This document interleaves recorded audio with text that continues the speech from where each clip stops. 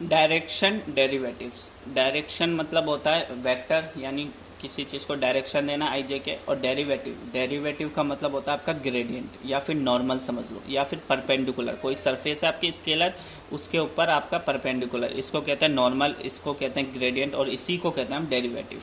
तो ये है डायरेक्शन डेरिवेटिव्स का मतलब। सबसे पहले आप इसका थ्योरी पार्ट्स देख लो। थ्योरी पार्ट्स में ये होता है कि सबसे पहले डायरेक्शन डेरिवेटिव में आपके पास एक स्केलर सरफेस होती है। स्केलर सरफेस यानी जैसे ये मान लो आपका रुकी हुई सरफेस, एक जगह फिक्स्ड सरफेस। ये आप कॉपी का पेज देख लो, मान लो कि ये आपका सरफेस है, ठीक है। और आपको इस सरफेस की गिवन इक्वेशन होगी, जो भी होगी वो गिवन होगी। नाउ सबसे पहले क्या करते हैं, इस सरफेस में हमको ग्रेडियंट यानी नॉर्मल या फिर डेरिवेटिव हमको सबसे पहले निकालते हैं। और इसका तरीका होता है, वही होता है डेल एफ। जो भी फंक्शन होगा उसको डेल से आप मल्टीप्लाई कर दोगे तो आपका नॉर्मल निकल जाएगा। नॉर्मल क्या होता है आपका, वही परपेंडिकुलर सरफेस। इसको आप समझने के लिए पिलर से समझते हो। तो सबसे पहले आपको एक पिलर बनाना होता है, ठीक है। आपने पिलर बना लिया डेल एफ से, उसको पार्शियल डिफरेंशिएशन कर दिया सिंपल से, तो आपका पिलर बन गया। उसके बाद सेकंड स्टेप होती है कि उसमें आपको पॉइंट्स गिवन होते हैं। तो वो पॉइंट्स आप एक्स वाई जेड की वैल्यू रखोगे तो वो पॉइंट्स आपके किसी सरफेस पे गड़ जाएगा। ओके, नाउ अब इसमें नॉर्मल यूनिट वेक्टर और डायरेक्शन डेरिवेटिव्स में फ़र्क ये है कि अगर आप ये आपने पिलर बनाया और इसको आपने पॉइंट से गाड़ दिया, अगर आप इसी को डायरेक्शन देते हो तो ये तो आपका नॉर्मल यूनिट वेक्टर हो जाएगा। लेकिन फ़र्क ये है कि डायरेक्शन डेरिवेटिव्स में इसमें आपको ऑलरेडी पहले से आपको एक और पिलर गिवन दिया हुआ होता है, वो पॉइंट्स पर गड़ा हुआ होता है। अब आपको करना ये होता है कि आपने ये पिलर बनाया, इसको गाड़ा, तो इसको नहीं हिलाना। अगर इसको हिलाओगे तो ये तो नॉर्मल यूनिट वेक्टर हो जाएगा। डायरेक्शन डेरिवेटिव्स में होता है इसको, ये जो आपके पास ऑलरेडी नॉर्मल दिया हुआ है या फिर पिलर दिया हुआ है, इसको आपको डायरेक्शन देना है इसकी तरफ, जो आपने बना के गाड़ा है उसकी तरफ आपको क्या करना है, डायरेक्शन देना है। तो और फिर इसको लास्ट में जोड़ देना है ऐसे। तो इसको कहते हैं डायरेक्शन डेरिवेटिव्स। तो बस, तो हम किसका नॉर्मल यूनिट वेक्टर निकालेंगे, जो आपके पास ऑलरेडी गिवन होगा उसका नॉर्मल यूनिट वेक्टर निकालेंगे। यानी नॉर्मल यूनिट वेक्टर निकालने का तरीका होता है, जो भी चीज़ होती है उसके मैग्नीट्यूड से हम डिवाइड कर देते हैं उस चीज़ को। तो इसका फिर हम डायरेक्शन दे देंगे।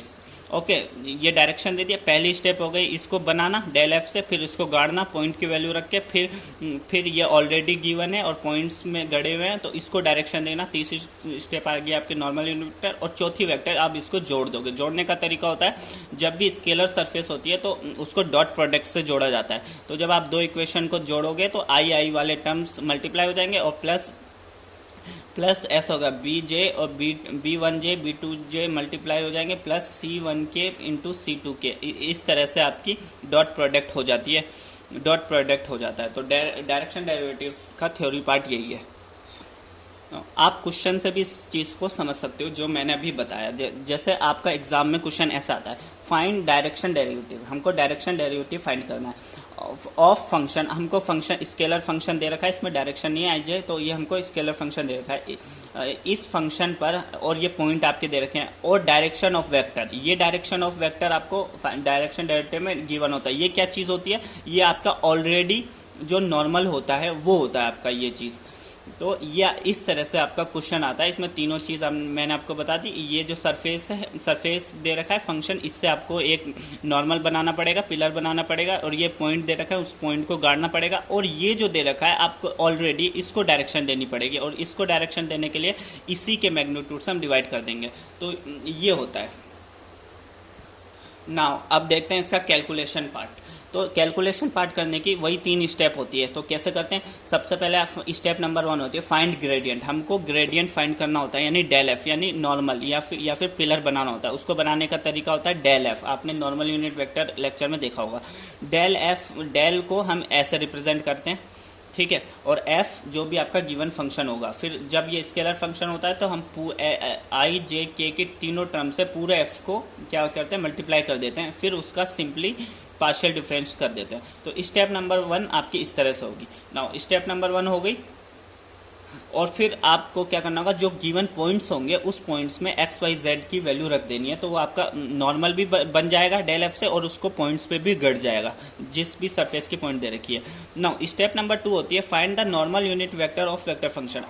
अब ये गड़ गई, अब आपको क्या करना है, आपको नॉर्मल यूनिट वेक्टर क्या होता है, आपका डायरेक्शन देनी है, इसको डायरेक्शन नहीं देनी। अगर इस जिसको बनाया आपने अगर उसी को डायरेक्शन देते तो आपका नॉर्मल यूनिट वेक्टर हो जाता। आपको जो ऑलरेडी गिवन है क्वेश्चन में उसको डायरेक्शन देनी है, तो ये चीज़ ध्यान रखना। ऑलरेडी जो वेक्टर में फंक्शन दिया होगा उसको आपको डायरेक्शन देनी होगी, तो उसको किसी भी चीज़ को डायरेक्शन देने का तरीका होता है उसी के मैग्नीट्यूड से हम डिवाइड कर देते हैं। और मैग्नीट्यूड का तरीका होता है अंडर रूट उसके कोफिशिएंट का स्क्वायर। जैसे आई ए जो होगा उसका स्क्वायर होगा, बी का स्क्वायर होगा, सी का स्क्वायर होगा। तो ये आपकी स्टेप नंबर 2 हो गई ना। फाइनली स्टेप नंबर 3 हो जाएगी आपकी, जो दोनों इक्वेशन आ गई, आपकी जो पिलर बनाया और आपने पॉइंट्स पे गाड़ा, ये आपके पास एक इक्वेशन आ गई थी डेल एफ वाली, और दूसरी जो आपने इसको डायरेक्शन दी वो 2 इक्वेशन आ गई। अब दोनों को क्या करना है, आपको मल्टीप्लाई कर देना है और डॉट प्रोडक्ट से, क्योंकि हमारा सरफेस स्केलर है तो डॉट प्रोडक्ट को करने का तरीका वही होता है, हम आई को आई वाले से मल्टीप्लाई कर देते हैं प्लस जो भी साइन हो, या फिर बी को बी वाले से कर देते हैं, जे को जे वाले से और के को के वाले से। तो ये डॉट प्रोडक्ट का होता है। तो ये हो जाएगा आपका A1 A2 plus B1 B2 plus C1 C2 आई जे के मल्टीप्लाई करने पे एलिमिनेट हो जाते हैं, क्योंकि हमने एक दूसरे से एलिमिनेट कर दिया।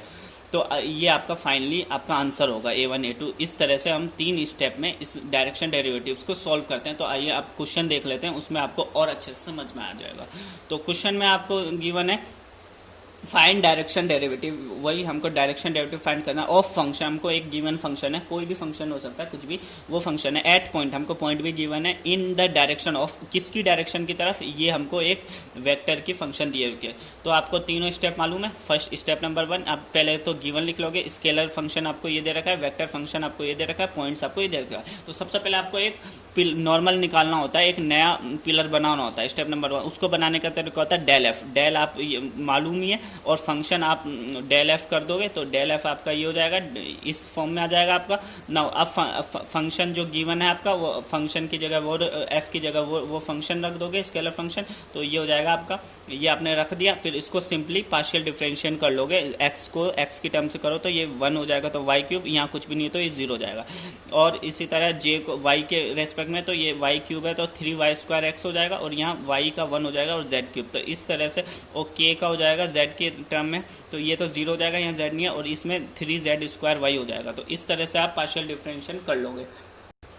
तो नाउ आपने डेल एफ पार्शियल डिफरेंशिएट कर लिया, और करने पर हमारा ये आया। इसका क्या मतलब है, इसका ये मतलब है कि आपने एक नॉर्मल तैयार कर लिया। अब सेकंड स्टेप क्या होती है, आपको उस सरफेस पे गाड़ना है। कहाँ गाड़ना है, उसके लिए आपको एक्स वाई जेड की पॉइंट्स दिए हुए हैं इस जगह पे। तो एक्स की गिवन क्वेश्चन में 2, वाई के -1 और जेड।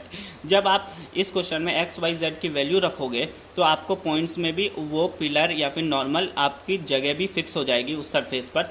तो फाइनली हमारे पास जगह फिक्स हो गई। जब हमने वैल्यू रखी और उसको सॉल्व किया तो हमारे पास ये डेल एफ, यानी हमने नॉर्मल बना भी लिया, पिलर बना भी लिया, और उसको पॉइंट्स पे गाड़ भी दिया, तो ये डेल एफ आ गया। अब स्टेप नंबर 2 कहती है हमको डायरेक्शन यूनिट। अगर हम इसी का डायरेक्शन निकालते, अगर इसी के मैग्नीट्यूड से डिवाइड करते, तब तो ये नॉर्मल यूनिट वेक्टर होता, लेकिन ये डायरेक्शन डेरिवेटिव है। इसमें डायरेक्शन डेरिवेटिव में इसलिए हमको जो ऑलरेडी गिवन एक वो हो है फंक्शन, इसका डायरेक्शन निकालना होता है। यानी इसका क्या मतलब हो, जो ऑलरेडी है, इसका मतलब आपके पास एक और ऑलरेडी पिलर गिवन है उस सरफेस पर, और पॉइंट्स में भी गड़ा हुआ है, उसको पॉइंट्स से नहीं छेड़ेंगे, वो ऑलरेडी है। आपको इसकी ये जो है ऑलरेडी, उसको आपको डायरेक्शन देना है। तो उसको डायरेक्शन, जिसके डायरेक्शन देना होता है उसके मैग्नीट्यूड से हम उसको डिवाइड करते हैं। तो आपको ये दे रखा है क्वेश्चन में ऑलरेडी डायरेक्शन ऑफ वेक्टर ये, तो आपको इसी के मैग्नीट्यूड से डिवाइड करना होता है डायरेक्शन निकालने के लिए। तो आप डायरेक्शन निकालने के लिए जो गिवन है आपको उसी के मैग्नीट्यूड से, इसका मैग्नीट्यूड, इसका कांस्टेंट 1 है तो 1,